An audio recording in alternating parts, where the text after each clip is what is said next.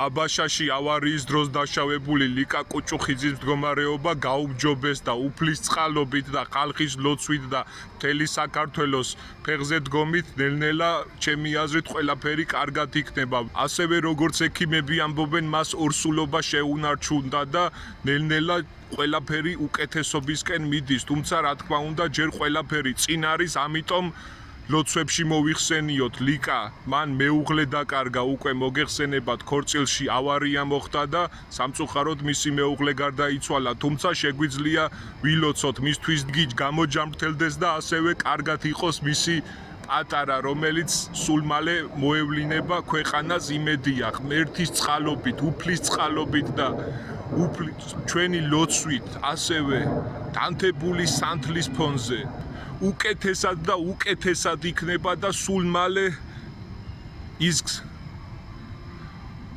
მალე მას კლინიკიდან გაწერენ. ამის მართლა გულით და სულით მჯერა. ღმერთმა დალოცოს და გააძლიეროს ლიკა კუჭუხიძე.